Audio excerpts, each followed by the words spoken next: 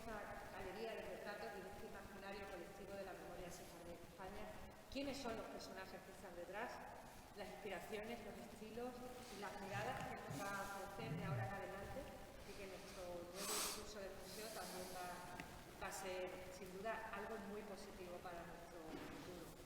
Yo creo que debo darles ya la palabra para que podamos disfrutar de este rato con él y todo el público virtual que se sumará después. Muchísimas gracias.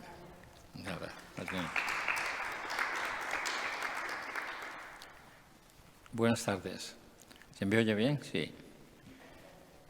Antes de comenzar, voy a leerlo, ¿vale? Para ir más pausadamente que cuando hablo, porque cuando hablo me precipito mucho con las palabras y termino antes. Entonces, antes de comenzar esta charla, más que conferencia, me gustaría aclararles mi enfoque y les pediría participar de una manera activa. Bueno, activa al final, no antes. Podría haber escrito páginas y páginas sobre el tema los judíos españoles de la Edad de Oro, siglo XI y XII. Me temo que no podría competir con los historiadores e investigadores de la presencia judía en España, que son cada vez más numerosos, además de excelentes cronistas. Me reservo, pues, mi área de trabajo, que es la pintura, con prioridad para el retrato pictórico, no el literario, para hablar tratando de ajustarme al tema. A muchos les extrañará que se titule La colección de retratos de judíos históricos españoles y el porqué de su creación. Quizás yo les podré dar la clave ajustándome a dos palabras solamente: presencia y ausencia. Ausencia. La situación de los judíos españoles tras la expulsión de 1492 les impidió el acceso no solo a las universidades, sino también a los talleres de artesanos. En España, y para conocimiento, solo Pedro Berruguete, posible converso, no sabe exactamente, nacido en 1450 en Paredes de Nava, seleccionó imágenes bíblicas en parte de sus retratos, tales como el rey David y el rey Salomón. Este artista se podía incluir en la transición del estilo gótico al renacentista. Este renacimiento o recuperación, como se suele llamar también, del pasado era la vanguardia en su tiempo, poco o nada accesible a los judíos. Voy a poneros una imagen, me parece que este es en los cuadros de Berruguete, los veis a la izquierda, y tuve la fortuna de que me invitaron el comisario de las Edades del Hombre para exponerlos en la Catedral de Salamanca, y los incluyó los dos retratos de Berruguete y uno mío del rey Roboam, que es el primer rey de Judea. Como normalmente se suelen tomar los temas judíos del resto del mundo, ¿no?, de Israel, siempre los mismos reyes, es decir, siempre salen las mismas imágenes, se repiten. Yo decidí tratar el tema de un rey que realmente es el sucesor de Salomón. Este es el primer rey que, dividido en las dos tribus, por una desavenencia que tuvieron en la Asamblea de Ancianos de aquel momento, provocó una desunión y una separación de las 12 tribus de Israel. Los enfrentamientos políticos y las revueltas populares le llevaron a huir de la ciudad de Siquem a Jerusalén, donde estableció su residencia y centro de gobierno. Junto a la tribu de Benjamín, porque fueron dos tribus, Judá y Benjamín, formó el reino del sur o Judea, del que sería primer gobernante. Las otras 10 tribus eligieron a su opositor, Jeroboam, parecido nombre, pero totalmente distinto, como rey de Israel en el norte. Entonces, si conocéis un poco la historia de las tribus que se separan y cómo se quedan las dos tribus, que van a ser realmente el reino de Israel y Jerusalén como capital, es fácil de ver, ¿no? Está claro ahora, pero eso nunca se dice. Siempre se habla del rey Salomón, el rey David, y todos descienden, y mucha gente desciende además del rey Salomón y el rey David. Pero en realidad este hombre fue el primer rey de Judea, real, en facto. Siguiendo la estela de retratos griegos, es la forma mía de pintar y cómo lo utilicé en este sentido, en este cuadro, retratos egregios, intenté reunir en la obra varios conceptos, la violencia y el poder. Veis que es un cuadro que está un poco detrás, hay un escenario y hay una puesta a punto de la escena a su vez. la apariencia y el orgullo, la riqueza y la debilidad. Todas estas ideas fragmentadas forman parte del color y composición del retrato, y no sería oportuno señalar su ubicación por mi parte. ¿Dónde está? No quiero ser descriptivo con las zonas, porque para mí un cuadro tiene que estar escondido. Como decía Degas, un cuadro tiene que estar hecho como si se cometiera un crimen, pero que no se notara. Esa es la gran calidad de las grandes obras, que no se note lo que esconde el artista, que no sea evidente, pero que sepas que ocurre algo en la obra, ¿no? La ruptura, volviendo al tema de este hombre, la ruptura de las 12 tribus en 2 reinos va simbolizada por el cetro largo y partido. ¿Ves que tiene un cetro? Pues han estado todos los nombres en hebreo de las 12 tribus y el cetro está partido en 2. La parte superior, sostenida por la mano izquierda del rey Roboam, representa su reino, y a la derecha, en azul, sobre blanco, su sello, el león de Judea, que es el león típico de Israel. Escritos en hebreo figuran las 2 tribus de Judá y Benjamín, la parte inferior, conteniendo los nombres en hebreo de las otras 10 tribus restantes, se sostiene inclinada y separada en un frágil equilibrio. Esto es lo que escribí por las Edades del Hombre, porque me dejaron introducir los textos, no solamente en ese sentido fueron no solamente amables, sino sencillamente vi el cambio que se había operado en la Iglesia Católica también desde hace tiempo, ¿no? Con respecto a los judíos y el tema de los judíos.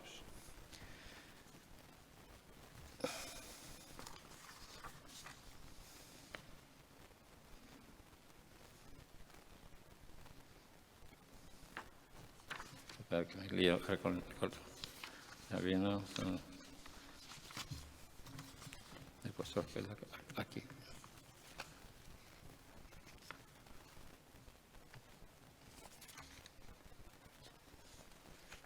Sí.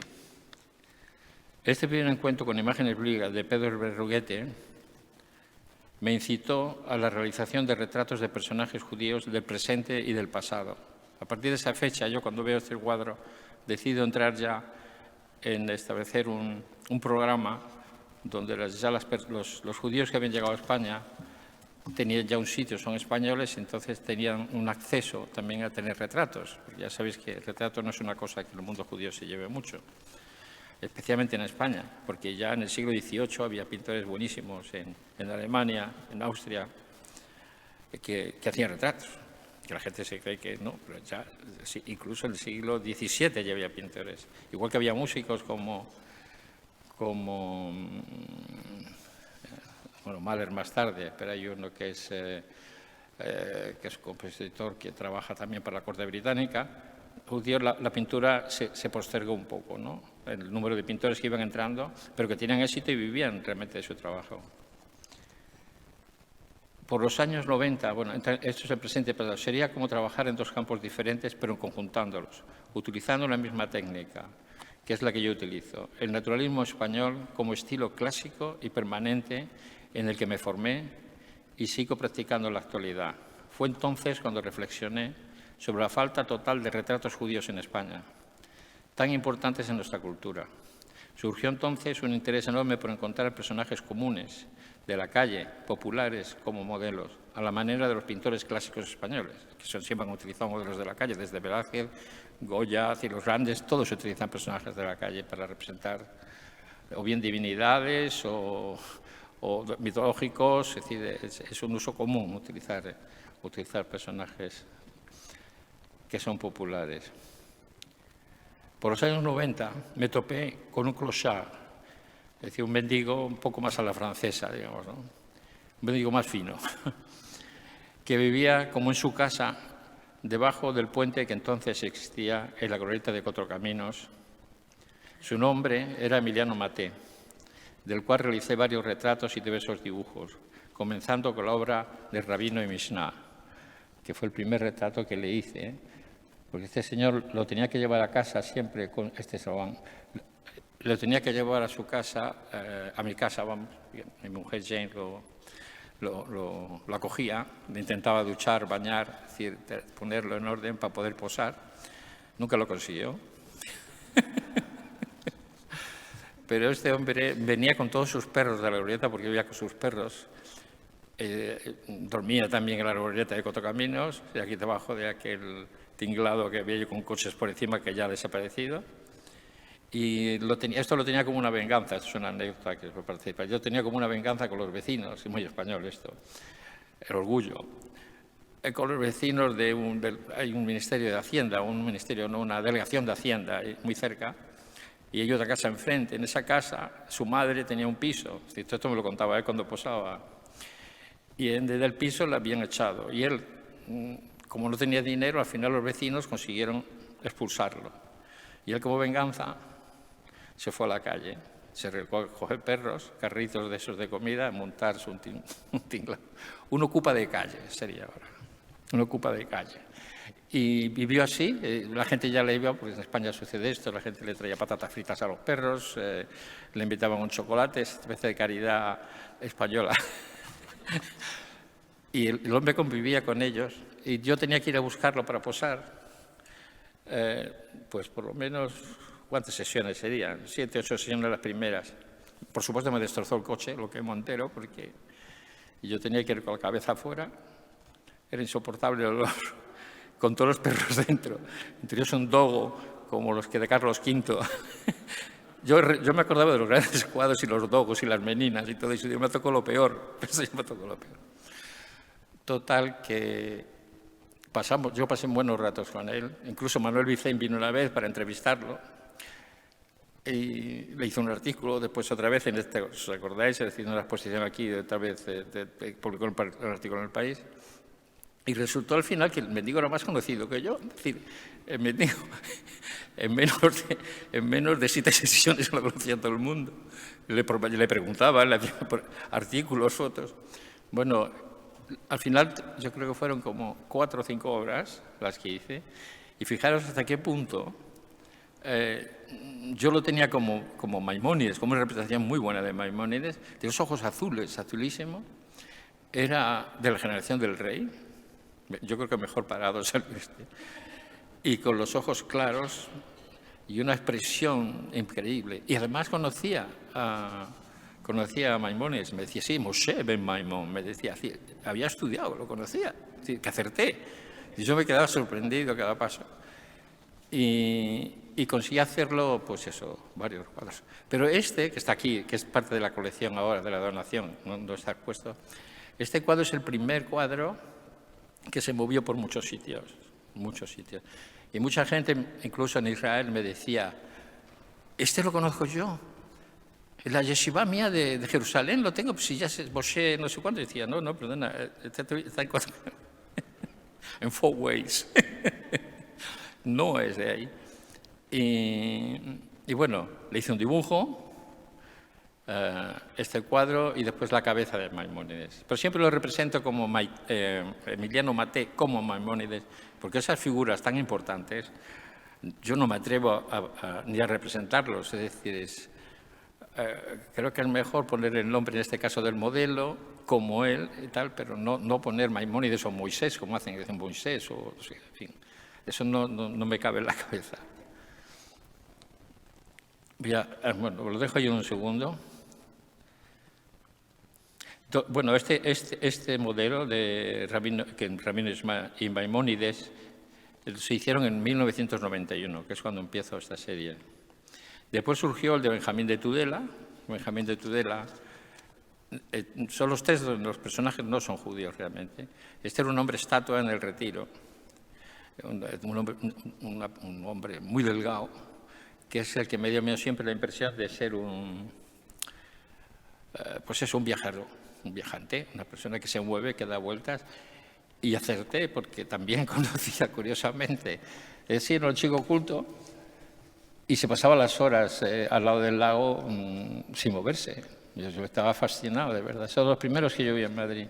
No sé si lo tengo aquí, pero estará al final, ya lo veréis, porque es el que va paralelo, el retrato que sí que lo tengo aquí, va paralelo, con el que está colgado al medio en los pasillos, en las escaleras. Benjamín Tudela en sus 2 versiones, ¿ves? Y Samuel Halevi fue el siguiente, que también es un personaje conocido en España, pero no voy a hablar de él porque ya se ha hablado mucho y se sabe quién es, está fallecido. y era una gran persona que coincidía en este caso con el carácter que yo creo que tenía Samuel Halevi, porque hace falta tener narices para enfrentarse a los Trastamara y montar esto, comprar aquello y tener este emporio y después llevarle las cuentas a Pedro I. Llevarle las cuentas, ser el primer ministro de Hacienda en España. El primero que yo sepa. Controlaba todo en esto y además financiaba sus batallitas con los Trastamara. En fin, lo odiaron tanto que cuando llegó se tuvo que ir, porque él es de Úbeda, yo no lo sabía, nació en Úbeda. Y que al final falleció en Sevilla, es el creador también del barrio de Santa Cruz. El barrio de Santa Cruz también era de Samuel Halevi, el personaje que se queda aquí, el propietario de esta sinagoga. Y al final en Sevilla, debido a las peleas, las riñas y todo eso que había, lo mataron. Las atarazanas en Sevilla. Lo quemaron, no sé, lo que hicieron, lo torturaron. Tengo por ahí su biografía, después quizás la doy un poquito más extensa. Bueno, esta perspectiva, utilizando solo modelos, después esto va a continuación. Todos los demás retratos, desde el año 2000 han sido realizados utilizando solamente modelos judíos sefardíes, procedentes de Marruecos, de Argelia, Túnez, Francia, Brooklyn y Reino Unido, entre otros. Esta perspectiva, la presencia, antes hablaba de la ausencia, lo que no estaba, y se intenta retratar, y después la presencia. La presencia es este momento que los judíos llegan a España, ¿no? Que se establecen en España en los años 50 o 60, que vienen entrando especialmente de Marruecos.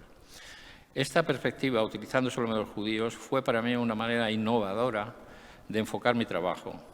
La vuelta de los judíos a España me trajo esa presencia real, mayor autenticidad.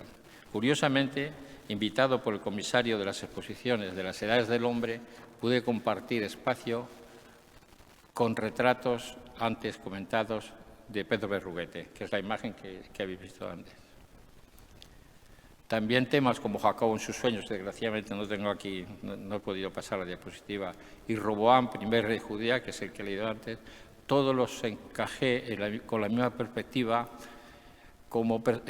bajo la misma perspectiva como personajes importantes, pero sin santificarlos. Una de las ideas mías cuando haces retratos de personajes judíos es que no considerarlos como santos. Yo, por ejemplo, un paralelismo que yo me establecí rápidamente aquí es: aquí hay dos mundos. Es decir, la Casa del Greco se tomó después de... Y todos los retratos del Greco eran para la Iglesia, y todos los retratos que hay allí son apóstoles y son santos, ¿no? Pues todos los retratos que están ahora mismo aquí no tienen nada que ver. Este es un mundo laico, es un mundo religioso, pero es un mundo donde la pintura no debía de existir, pero existe por el paso del tiempo y porque ya se emanciparon los judíos, llegó Napoleón y hubo un cambio totalmente en la cultura europea.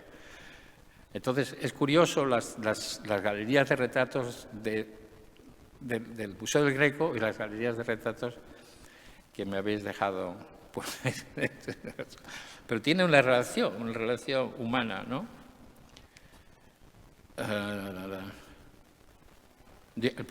No son personajes para tratar como santos, sino personas incluidas en un periodo histórico con vidas importantes en todas las áreas: políticas, filosóficas, poéticas, incluso religiosas. A continuación iré pasando fotografías, lo voy a hacer otro, de los personajes citados. Algunos no están colgados por falta de espacio, lo cual no significa que no hayan encontrado su casa. Este es lo que he escrito, un poco en relación. Y ahora, el que quiera preguntar, que pregunte, yo voy a ir poniendo diapositivas y leyendo un poco sucintamente las obras, ¿no? Un poco los personajes. Vosotros me decís cómo vamos de tiempo, voy a ir pasando algunos y comentando con los textos que tengo aquí. Este no tengo el texto, pero es Ibn Agrela, porque este es el último personaje que he realizado. Este es el Ibn Agrela, que es no sé si lo tengo aquí. No. Ibn Agrela es un personaje muy batallador. Batallador en el sentido de que vivió en el reino de Granada y sirvió como visir en la corte. Tenía una gran cultura era muy valiente y supo enfrentarse, digamos, a parte de los reinos que bajaban a Granada, reinos cristianos, desde tal punto que lo utilizaban como embajador, y además no solamente como embajador, sino que como guerrero, como capitán. Es decir, es un hombre que llegó a ir hasta Almería y pasar al otro lado defendiendo territorio de los almohades contra los almoravides, ¿vale? Entonces, y a su vez participando en la vida judía de entonces, manteniendo sinagogas, es decir, eran personajes muy ricos, entonces, aparte de escribir, es decir, personajes muy completos, absolutamente desconocidos en España, y que yo espero que viéndolos un poco por la gente. Y en el cuadro lo que intenté es dar una imagen, como me gusta dar, del mundo judío amable, que no sea tan agresiva, que no tengan narices enormes, que no sean tan feos como del periodo gótico. E intentar, porque no son tan feos, uno va a Israel y hay rubios y de todo, ya es un poco abusivo, ¿no?, lo de la caricatura judía. Y en este caso yo pues, lo he intentado poner como debía de ser un visir, ¿no?, más o menos, pero de una forma contemporánea, con una especie de Megilá, que no lo es, pero es una forma de enseñar también, y es una Megilá de Marruecos. Y esta mañana comentaba también que un puñal, que curiosamente lo tenía mi mujer de Toledo, de 1800 y pico, que lo utilicé para que lo lleve en ese cinto, pero que tiene la empuñadura doblada arriba, porque se la doblé yo, a propósito la cambié, más árabe que cristiana, ¿no? Casi todos los nombres, al final, terminan en Ib, que es hijo de. Y este personaje se le conoce más por Imna Grela, incluso hay una editorial ahora que se llama así, que con su nombre de Samuel Anagid. Este es el de Gabirol, Gabirol. Este es el que presenté en Málaga ahora cuando se hizo el milenario, y me invitaron en el Palacio Episcopal, que es un sitio muy bonito, a exponerlo. Y lo traté de, sí, este lo conté en una sinagoga al personaje, en la sinagoga de Bayona, en Francia. Y bueno, es una persona joven, no quise hacer tampoco un personaje como todo el mundo sueña, con un Gabirol envejecido, ¿sabes? Tipo de esos retratos de Velázquez que van con capuchas, están muy así, como muy oscurecidos, sino todo lo contrario. Entonces utilicé un fondo amarillo, porque el amarillo es un poco el color de la sinagogal, ¿no? Y en muchos retratos, también muchos fondos, en el periodo gótico, lo utilizaban para denostar a los judíos. Y ponían figuras que llamaban las sinagogas de amarillo, con telas amarillas. Entonces yo en este caso lo que le he puesto al amarillo a propósito, para decirle, no, vas a tener un fondo amarillo como atmósfera, como luz, como modernidad. Igual que todos los colores, inclusive la parte de abajo son telas del siglo pasado, antiguas de Marruecos, hechas por los bereberes, ¿no? Deciros como no sé, casualidad encontrar el mundo español por todos sitios, que cuando hablé con ella más en profundidad me dijo que su madre se llamaba Soler y que su padre era de Túnez, pero en fin, que todo su origen era español por los cuatro costados, pero que había vivido por África, por todos los sitios, y me lo encontré. Se vino varias veces a posar a casa, al estudio que tengo en Francia, y ya lo presenté en Málaga. Espero que allí... bueno, y otra cosa que hice no fue no ponerle verrugas, porque este personaje tenía toda su anécdota, porque este mundo nuestro es un mundo de anécdotas. Gabirol desarrolló unas verrugas, pues se peleaba, discutía constantemente en Zaragoza con otros discípulos que había de un rabino, ¿no?, muy importante. Y entonces terminó odiando a Zaragoza, pero es donde aprendió realmente, y se volvió a Málaga. Y todo eso parece que fue un poco como un lupus, una especie de enfermedad, ¿no?, de nervios y tal, que le surgió. Pero siempre se habla de sus verrugas. Yo les he puesto algunas pocas y he suavizado un poco su imagen. Este nació en Málaga en 1021 y murió en Valencia, se supone. Filósofo, poeta, que junto a Yehudá, eso sí, este poeta, Gabirol, junto con Yehudá Leví y Ibn Ezra, son los tres grandes de la poesía española, judía. realiza sus estudios en Zaragoza, ¿veis? Conocedor de corrientes filosóficas, tales como el neoplatonismo, porque todo el Platón y todas esas salen de España, casi todo. Así como los judíos del norte de Europa se dedicaban solamente al Talmud, prácticamente, o a estudiar la Torá, los judíos en España aprendían todo, en todas las lenguas. No solamente eso, sino que Platón entró por los árabes y por ellos dentro de los estudios que más tarde se darían en el sur de Francia y proseguirían para Europa. Es decir, la introducción vino a través de España, del neoplatonismo. Y fijaros qué difícil es eso combinarlo con la religión. Siendo muy importante su aportación al ritual judío, bueno, también es un hombre que en el ritual judío de Kippur y todo eso, que poemas suyos existen desde hace, pues desde que él los escribió. De hecho, en Kippur se recitan sus oraciones, en todo el mundo, es decir, no solamente los sefardíes, sino también los askenazíes. Es un gran poeta. Algún día tenéis la ocasión de coger algún libro suyo. Este es Ibn Ezra. Ibn Ezra es el tercio. Este nació en Granada hacia 1055. Fue el tercer gran poeta hebreo-español después de Ibn Gabirol y Yehudá Halevi. Su vida transcurrió primero en Lucena, que es una gran sede, como sabéis, judía, donde junto a su rabino Yehudá Gayat, que es otro personaje que no he realizado, pero que tengo esperando, y su hermano mayor, Isaac, recibió una educación bilingüe en un ambiente culto lleno de paz y bienestar. Casi todos vivían muy bien situados, esa es la verdad. Es decir, porque el mundo árabe era muy condescendiente y además necesitaba personas cultas. La invasión almorávide quebró la estabilidad con el derribo de todo un gobierno sirí con su jefe y monarca Abd-Allah a la cabeza. Toda su familia sufrió las consecuencias y tuvieron que huir de la ciudad. Moshe prefirió quedarse en Granada, porque adoraba Granada este hombre, y pasó 5 años abandonado y empobrecido. Pasado este tiempo no le quedó más remedio que el exilio hacia el norte, hacia tierras castellanas, y eso se producía mucho. Por eso venía mucha gente a Toledo, para confortarse aquí, porque desde los Alfonso VI había entre comillas, había un buen ambiente, es decir, tenían privilegios los judíos para tener sus propios círculos, sus sinagogas, sus leyes, la alajá, tenían personas que cuidaban y sus entradas también a las aljamas. Él mismo comenta el bajo nivel cultural en las comunidades judías existentes en Castilla, en comparación con las de Al-Ándalus. Es que entonces Al-Ándalus era Al-Ándalus.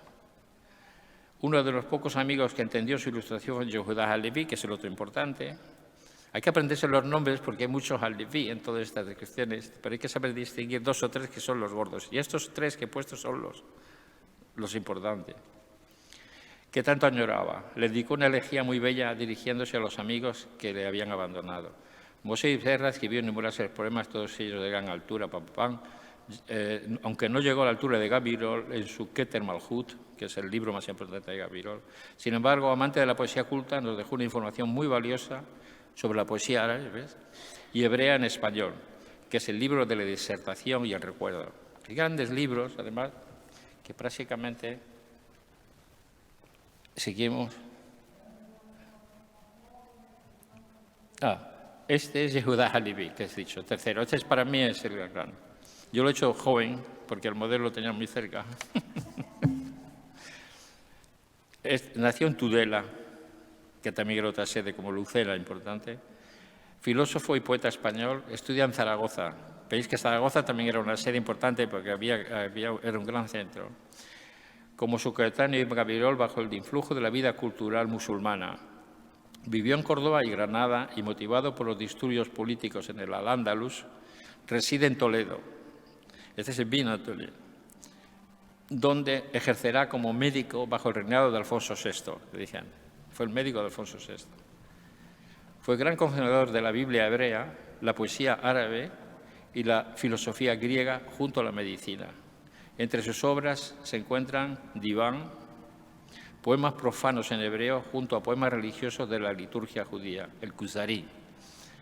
Diálogo en árabe, donde explica el judaísmo a un converso házaro. Sabéis que los házaros eran unos grupos que se convirtieron en masa. Su profundo sentimiento judío le hace emigrar a Israel en 1141, donde fallece cumpliendo su redención mesiánica. Era su... Este es el que tenéis arriba, está arriba de la sala, al final, antes de cruzar el pasillo. Veréis que lo he puesto también muy sencillo. Como es un gran poeta, he preferido que no se le vean los ojos, está en reflexión, y después poner énfasis en las manos y sobre todo en el libro, ¿no? El tema del libro es muy judío, es decir, esa aproximación a los textos, no tocarlos y cuidar los textos y no romperlos ni tirarlos, sino meterlos en sitios especiales, sobre todo si son bíblicos. Este es Ibn Daud, este dice en Brooklyn, también un judío de Marruecos, y es pequeñito, pero es uno de mis favoritos. Este nació en Córdoba también, en 1110. Pronto, al igual que muchos otros judíos de la época, huyó a Toledo, otro que huyó a Toledo, ¿ves? Todos vienen por la persecución albanesa. No es que nacieran aquí, estuvieran, sino que venían. Es una ciudad que recogía judíos de varias partes de España. Es decir, este era el centro, de alguna manera, el centro intelectual. En esta ciudad permaneció hasta 1180, fecha de su muerte. Murió aquí. Su labor y reconocimiento van unidos a su prestigio como historiador. Recopiló, pues se dedicaba a narrar las vidas de los judíos de la época. Recopiló una serie ininterrumpida de hechos acaecidos al pueblo judío, informando notablemente sobre los judíos de Safarad. El pensamiento judío del siglo IX no estaba muy alejado de su uso del islámico, es decir, que se usaba todavía. Discurso, lo que llaman en árabe el kalán. Es decir, les gustaba ese tipo de discusión que a su vez era discurso, ese pim-pul que se llama en hebreo, es decir, para mantenerse activos en las mentes y poder discutir tanto el Talmud como el Corán. Este modelo también se usaba entre los griegos antes y patriarcas cristianos. Escribió el libro Sefer HaKabbalah. Este libro expresa su animadversión a los grupos caraítas. Los caraítas eran los que creían la Biblia al pie de la letra, el texto exacto, no había interpretación. Todavía existe mucho caraíta, es decir, pero esto fue una revolución en el mundo judío y lo odiaban, porque claro, los textos de la Torá no se pueden leer literalmente, no puede decir aquí pone esto y esto, porque el hebreo tiene muchas raíces. Cada letra tiene raíces y tiene interpretaciones. Yo no he seguido el Corán, pero no me he metido, pero imagino que también las debe de tener. Entonces, cuando alguien se pone a estudiar la Biblia hebrea y quiere traducirla literalmente, se equivoca, porque tiene cada palabra, tiene 1000 raíces y tienes que saber en qué contexto está y por qué, y se discute. De ahí surge la Mishnah y surge el Talmud, que son los libros más odiados de los judíos. Como veréis, nunca queman el Antiguo Testamento, lo que queman es el Talmud. Cuando llegan a París, los libros que queman el Talmud y la Mishnah. Surgió el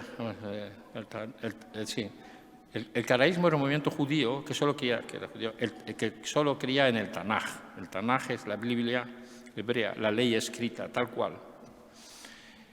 Y eran contrarios a sus interpretaciones. Abraham Ibn Daud, al contrario, hace valer en su libro el valor rabínico de las interpretaciones orales, poniendo en valor la ley oral. Porque todas las transmisiones de la Biblia se han hecho oralmente durante generaciones, es decir, hasta que se reimpletan, se escriben, y entonces todo era la traducción oral. La gente, como los pueblos, se pasaba las cosas, ¿no? No sé por qué suena tan raro eso de que la tradición oral no existió, que no es fiable. Abraham Ibn Daud está considerado como un introductor del aristotelismo en la filosofía judía medieval que preparó el camino a Maimónides por su ensayo, no logrado completamente, de conciliación de la fe y de la razón.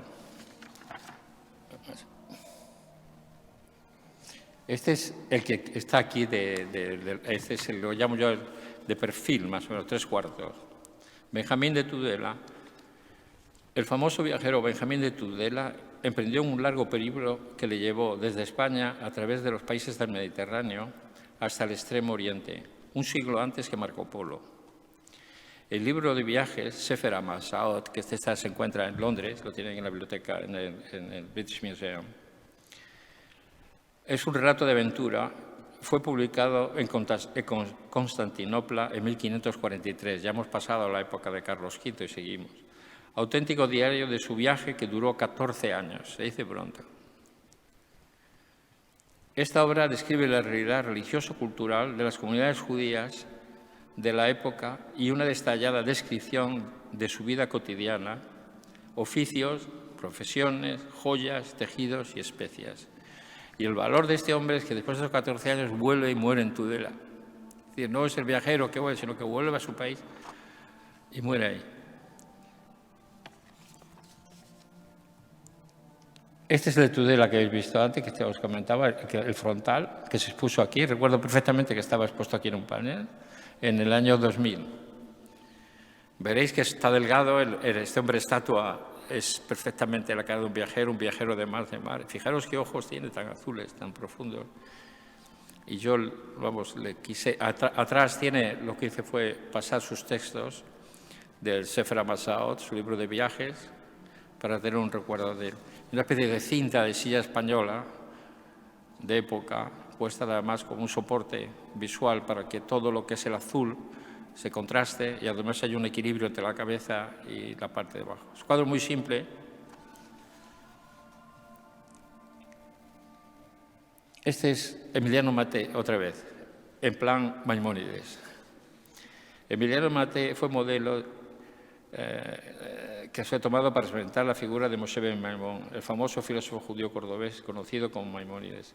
A la vez rabino y médico, de ese se podíamos estar mucho rato hablando, evidentemente, de Maimónides, que es un personaje muy importante. A la vez rabino y médico, escribió en hebreo y árabe numerosas obras religiosas y científicas. Perseguido por la intolerancia de los musulmanes almohades, hubo de dejar Almería para refugiarse en Fez, en 1160. De allí se trasladó 5 años más tarde a Palestina y Alejandría. Pasó los últimos 40 años de su vida en Fostat, cerca del Cairo, donde ejerció como jefe espiritual de la comunidad judía de Egipto y médico del sultán. Entre sus numerosas obras filosóficas, rabínicas, médicas y astronómicas figuran El arte de la lógica, Guía de perplejos, que es muy conocida, Mishnah Torah, de la unidad de Dios, Tratado sobre la resurrección de los muertos, Carta a los rabinos de Marsella sobre la astrología, Tratado de los venenos y sus antídotos y Guía de la buena salud, que es muy conocido por esto, por sus escritos sobre tratamientos médicos, muy interesante. Considerando al gran Maimónides como un segundo Moisés, el pueblo judío ha acuñado el dicho de Moisés a Moisés no hubo como Moisés. Es decir, hacen un paralelo con Moisés. El siguiente, Nachmanides, que también es de la colección. Nachmanides tiene un nombre español que es muy curioso. Se llama, en realidad, el nombre catalán es Bonastruc Saporta. Rabí Moshe bar Nahman, 1194-1270, famoso rabino catalán nacido en Porta, Barcelona, y conocido con el acrónimo de Ramban. En el mundo judío se le conoce como Ramban.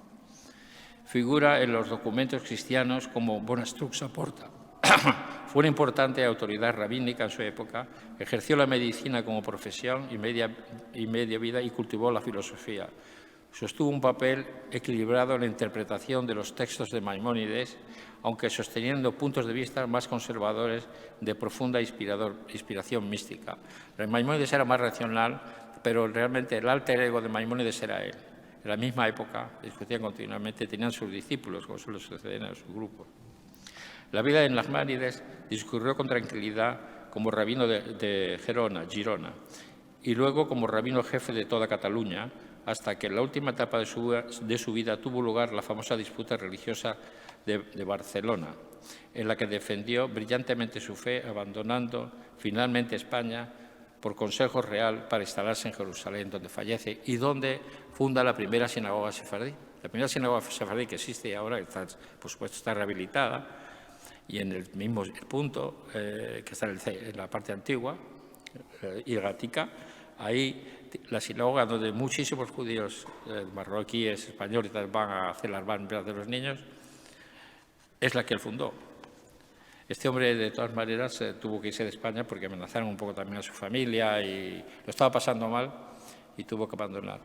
Pero constantemente están todos los libros en Israel, que tiene calle, igual que Nachmanides, igual que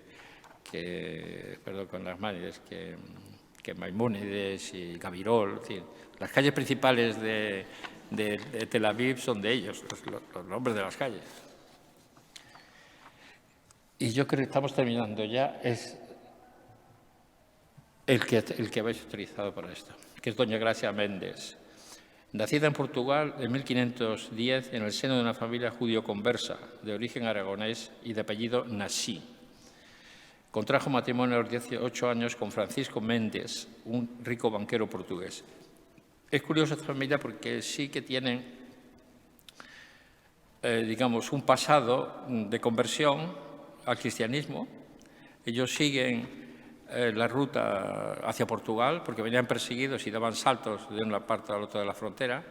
Y bueno, yo creo que intentó ayudar mucho a los judíos que estaban en peligro después de la expulsión. Esto estamos hablando también de la época de Carlos V.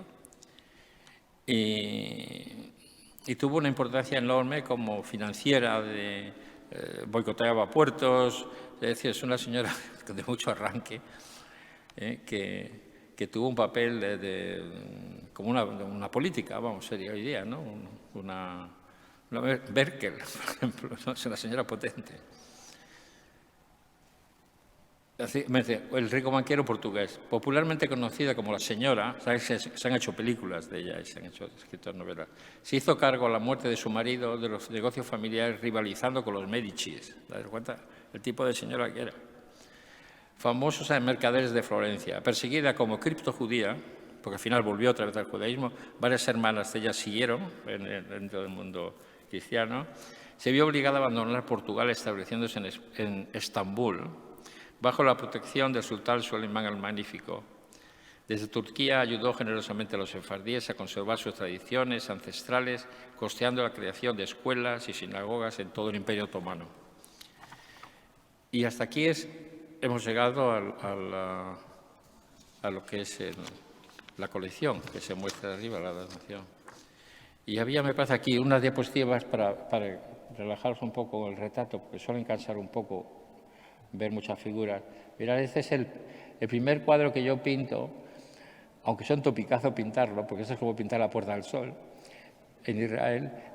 Este cótel lo hice en directo en un sitio donde hay unos telescopios. Alguno ha estado ahí, lo conocerá el lugar, ¿no? Y se pone la gente, pues yo no me podía poner abajo porque me mataban, claro, los rabinos me acababan conmigo.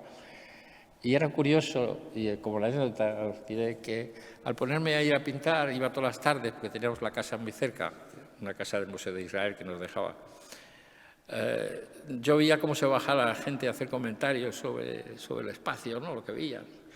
Y yo no he oído más versiones, primero, de todo el proceso de Jesucristo por donde fue, qué puerta salió, qué puerta entró, de qué forma fue destruido el templo, digo, por parte judía.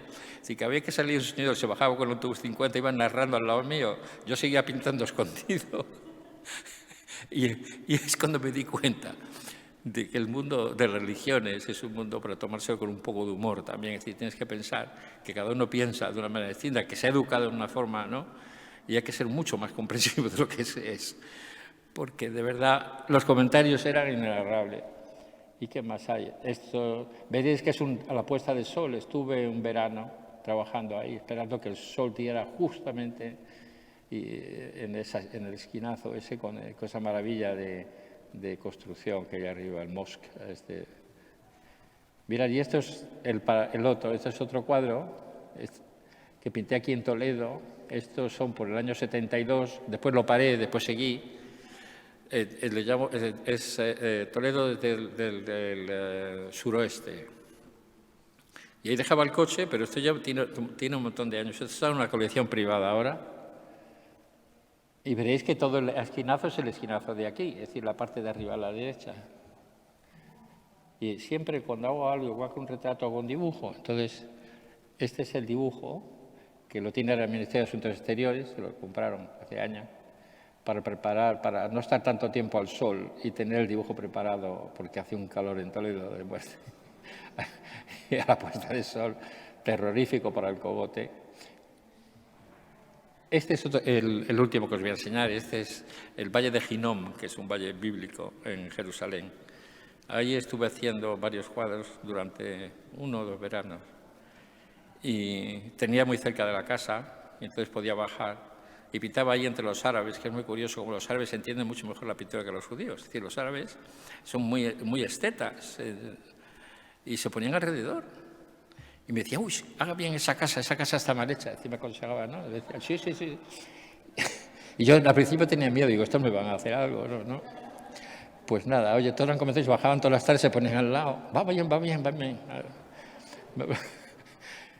Y después, cuando pasado el tiempo, pues veis, todas las casas son construcciones es una mezcla, las pequeñitas son árabes al fondo, ¿veis? Y estas son construcciones ya de los israelíes, subiendo esto, ahí está al fondo, el Hebrón está al fondo, aquel Picacho que hay allí. Y viendo la película de la lista de Schindler, me hizo gracia porque estaba pintando justamente en el cementerio de Schindler. Estaba pegado, que es ese que veis ahí abajo, es el único cementerio cristiano que hay en esa zona.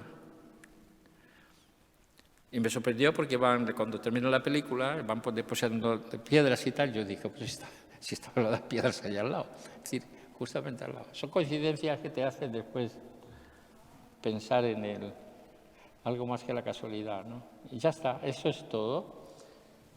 Ahora, si queréis o quieren preguntar, perdón, yo estoy tuteando a todo el mundo, algo, pues podéis preguntarme lo que queráis. Pero yo le doy un poco la charla esta como terminada, como veréis, no es sencilla. Espero que